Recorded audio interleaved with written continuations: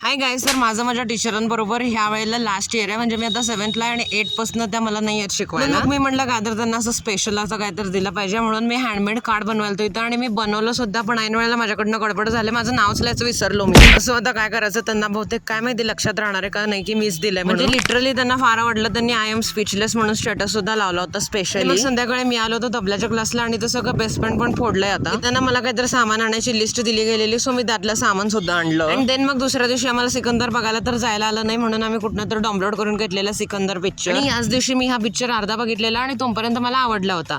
मग नंतर कधी तर मी पूर्ण पिक्चर बघितला आणि तो मला अजिबात आवडला नाही. पूर्ण रडका. सलमान खानच्या ऍक्शन फिल्म्सच चांगले असतात, हे इमोशनल सीन्स चांगले नसतात. मग मी शाळेतनं दुपारी आल्यानंतर बघितलं की आईचं पार्सल आलंय, ते आई बाबांच्या अॅनिव्हर्सरीची फ्रेम आली होती. मला प्रश्न पडला की आईने A4 साईज पेक्षा जराशी मोठी मागवली असेल आणि ही एवढी टिचुकली का आली आहे. साईज होते फ्रेमची खड्ड्यात, पण नीट पण यांच्या फोटोची अलाइनमेंट केली नाहीये. हा पण हा कोपऱ्यातला पण. यातली एक गोष्ट मी नंतर नोटीस केली की इथं वर मार्च त्यांचा अॅनिव्हर्सरी मंथच लिहिला नाही आहे. त्यांच्या व्हॉट्सअप चॅटिंगचा स्क्रीनशॉट. आईने म्हणलेले की तुम्ही चुकीची साईज पाठवले. मग तो म्हणतो की मॅम ज्यादा ऑर्डर के कारण ऐसा हो जाता. पण आता त्याला कोण सांगणार की ती त्याची चूक आहे, त्यांनी चुकीचं पाठवलंय म्हणून आम्हाला चुकीचं रिसिव्ह झालंय. पण आता काय आहे त्याचं इंस्टाग्राम पेज, इथनंच आईने मागवली होती कारण तिच्या फ्रेंडने पण मागवलं होतं. तिच्या फ्रेंडची बरोबर आली साईज, पण आईची आली नव्हती. आणि 100 मेसेज केल्यानंतर त्याचा एक रिप्लाय होता. तिने 4-5 वेळा केला, पण तरी सुद्धा त्यांनी रिप्लेस केली नाही ऑर्डर किंवा पैसे पण रिटर्न केले. आणि जर तुम्ही पण कुणाकडनं असं अननोन ऑर्डर करत असाल तर आधी चौकशी करून घेत जावं, कारण असे फ्रॉड होतच असतात. आणि इथं मी लपाछपी खेळालतो. मी खाली आलतो, रुंजू म्हणली खाली जायचं नाही, तरी मी खाली आलो होतो आणि मी तिला न सांगताच क्लासला गेलो. म्हणजे ती मला हुडकतच बसली असं मला वाटलं, पण ती माझ्यापेक्षा हुशार निघाली. ती मला हुडकतच नव्हती, वर मोबाईल बघत बसलेली. खूप दिवस झाले आम्ही काय पिझ्झा वगैरे असं काय खाल्लं नव्हतं, म्हणून मी क्लासवर येताना आणला होता पिझ्झा. आणि त्या फ्रेमवाल्या माणसाचा राग मी त्याच्याच बबल रॅप वरती काढते फोडून.